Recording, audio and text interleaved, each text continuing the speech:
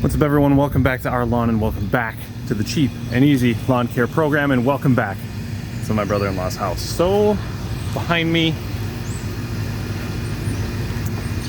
it's drought. It's just there's not much we can do about it. I think maybe a lesson that can be learned here is I am going to have, or at least ask, because I'm under no obligation to, but I'm going to at least ask my brother-in-law to raise his mower up a couple notches still, cutting fairly short. But we can kind of walk around, talk about what we're seeing, talk about how you can try and work with the difficulties that you have. And then today we are putting down the first of the two summer Milo applications. So we have 2 bags, which is supposed to cover 5,000 square feet. We only have 4,000, so it's gonna be pretty heavy. We can talk about that math when we talk about Milorganite and what it's gonna do, what purpose it serves, how to know when you should apply it, how much to apply it. So with that, I am going to throw that down. We'll take a quick walk around and talk about what's going on, and then we'll get home, talk about the product, why, when, where, how you're gonna use it. So let's get into it.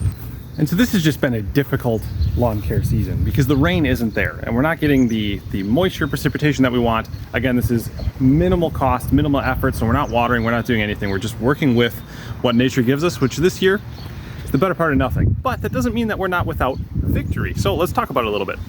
So here in the front yard, and again, not just the front yard, but the whole yard was a weedy mess. And you can see now we are weed free. So as the temperatures give way to the fall and as the rain starts to come back, this yard isn't going to have to compete with the weeds that are out here, and it's going to be able to fill in. Another thing is our pre-emergent application worked out. So you can see down here at my feet, no crabgrass. Right past the lot line, all along the sidewalk, crabgrass issues. And then into the backyard again. This is just summer dormancy, right? It's not raining, it's hot. The yard's gone dormant. It'll be just fine. I'm not seeing any areas that are truly dead yet. But again, through here, this was the big weed area. And we're completely weed free. And we're even getting there are grass plants in here. So once the temperature comes back to where we need it to be and we get some rainfall, this is all gonna fill in and do fantastic. So again, for those of you that are starting up new to lawn care, following along with this journey, stuff doesn't happen overnight and you are at the mercy of nature. So you can't control everything that happens, but just know that even if you're doing these things, you're moving in the right direction and it'll be okay. So we are back at my house, and like I said, I wanted to discuss Milorganite specifically, as well as conceptually fertilizing during the summer. So you will see a lot of information around trying to be careful with the fertilizer that you're putting down in the summer, because especially with cool season grasses, because of the stress that heat and potential drought is putting on your grass, and you know that you maybe don't want to fertilize it all in the summer. And that's just flat out not correct. However, you don't want to absolutely pound nitrogen into the ground at a super high rate that's going to release quickly. You know, urea, ammonium sulfate, those types of fast release nitrogens, and spawn the turf to make a ton of top growth that you then have to cut, all of which does stress the grass out. So that is why, in general, and especially for beginners, I recommend some sort of organic, slow release fertilizer for the summer months, just to reduce some of the overall risks that you're putting on. And for me, in my area, I am from around the Milwaukee area, and that makes Milorganite a cheap option. I can go to Stein's, Ace Hardware, a lot of places around my house, and get it for $7 or $8 a bag. This was put down at $8 a bag, and 2 bags on a 4,000 square foot lawn, which is actually over label rate, and it actually puts down almost a pound of nitrogen. However, again, that's slow release. So it's not going to all release at once. It's going to break down over time as microbial activity breaks down the fertilizer. It's going to get into the soil. It's going to go to the plant. So it's a slow release product, not going to drive a ton of top growth, even if we use that high application rate, and it will not burn. So the way I put it down comes down to actually 16 pounds per thousand, which is pretty heavy. Bag rate is right around 12 pounds per thousand. That one bag is supposed to cover 2,500 square feet. When I use Milorganite in my yard, I tend to be around 6 to 8 pounds, depending on how much I buy and how much area on my lot I'm gonna cover. So that is 1 pound, 3/4 of a pound, and a little under half a pound respectively on those application rates. And again, we're calculating that by total pounds applied times the first number on the bag for nitrogen. So now I wanna take a little bit of time and talk about Milorganite, because Alan, the lawn care nut, really promoted it heavily early on in his channel. You know, throw her down, hope for the best. And I think he intended that to be a bit of a meme and not taken so seriously, but I think to some degree, some people following him did take it seriously. So I want to talk about what it is, how to use it, when to use it, why to use it, and why maybe you shouldn't use it sometimes. Whew. You're gonna have to deal with a sweaty forehead. It's hot as you know what out here right now, and I'm just sweating profusely. So what is Milorganite? Well, Milorganite is a byproduct of the wastewater treatment plant for Milwaukee County. It's sewage made into fertilizer. To which I've seen comments on the internet, I've seen comments on videos, I've seen comments on Facebook groups like, ew, gross, it's poo. But let me tell you about what they put on your food when they grow it. Yeah. Cow shit. So let's not act and get all up in arms because we're using a fertilizer that is a byproduct of waste of a living being, be that a chicken, a cow, or a person. So let's put that to bed right up front. Because it is organic, it is a slow release. It is broken down not by water and getting into the soil that way. It is broken down by the microbial activity in the soil. So you don't have to apply it and then get it watered in. It doesn't really matter. It doesn't really help. It's going to break down over time.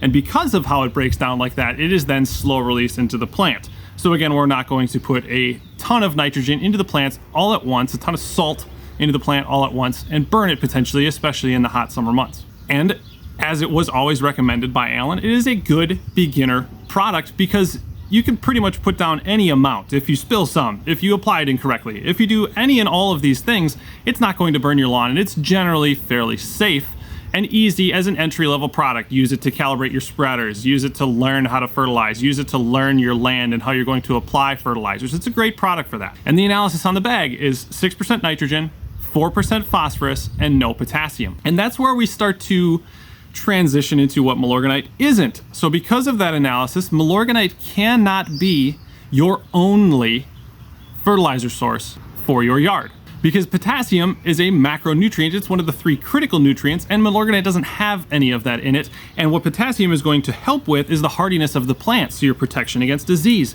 your protection against wear, your protection against heat and drought. That all is coming from the plant's utilization of potassium to build some degree of hardiness. And that's an oversimplification. I understand somebody who really understands the science of this probably laughs at that explanation, but in its simplest and most useful terms, that's what potassium does for the plant. So Milorganite is not your only fertilizer that you're going to use in a fertilizer program. Also, what it isn't, the cure-all for all of your lawn care problems, because not only are you missing potassium, but you're also putting down phosphorus. In some parts of the country, the soil naturally has a high level of phosphorus. So if you're putting then down a fertilizer constantly that has phosphorus in it at a fairly high rate, you're going to start to have too much phosphorus in the soil, and anything in too high of quantity becomes toxic to plants, living things. That's the same for us. Anything in too high of a quantity is going to become toxic.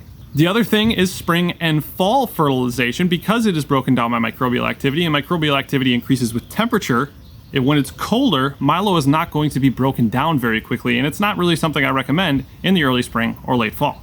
And then something that always comes up around Milorganite is that is the cheapest fertilizer. Maybe. So at the rate we put it down at my brother-in-law's house at 16 pounds per thousand, that is about $4 per thousand. At the bag rate, it comes out, which is about 12 and some change pounds per thousand, it comes out to $3.20 per thousand.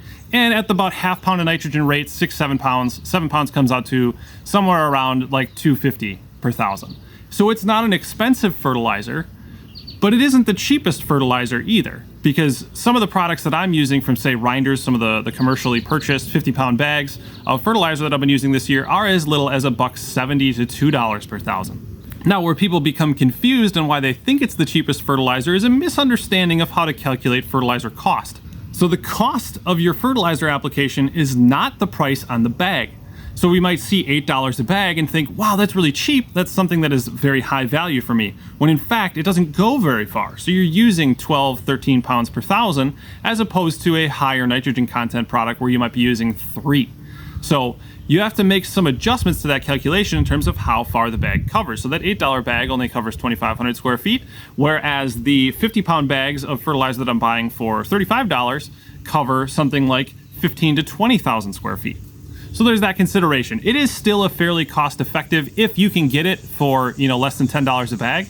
Home Depot in my area has it for $16 a bag, at which point I wouldn't even bother touching Milorganite. There are other organic, slow-release fertilizer options that you can pursue. I think every major hardware store has their own version of, you know, a slow-release organic fertilizer. There are a couple that are making knockoffs of Milorganite that you can try to find that are maybe a little bit cheaper. I would not pay $16 or $17 a bag for Milorganite. It's just not worth it.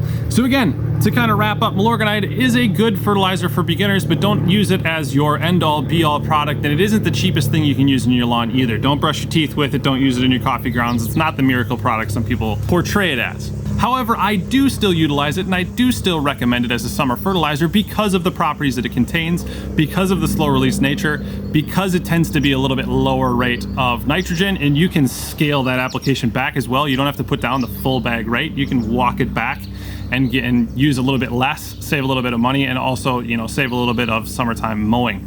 So all in all, we're continuing to follow along this program. We're going to do Milorganite again in August for those of you following along to the program. Hopefully some rain falls over the next couple of weeks, and we can go back there next month and actually see a nice yard instead of one fighting drought and fighting heat and just generally being summer dormant. But that's what comes along with low cost, cheap, easy lawn care. If you're not going to get out there all the time doing a lot of things, watering, doing all this stuff, your lawn's gonna go dormant in the summer, it's gonna be brown, and that's okay, because we've dealt with the weeds, we're treating the soil to be ready for the yard to pop back into fall, and the biggest thing I think that we're gonna see is what we see next spring when we start again. So, thank you so much for watching, hope it's helpful. Again, hopefully you're following along and you're finding this type of lawn care program that I'm providing you for free as a helpful tool for use. Thank you so much for watching, subscribe to the channel if you haven't already. We'll see you next time.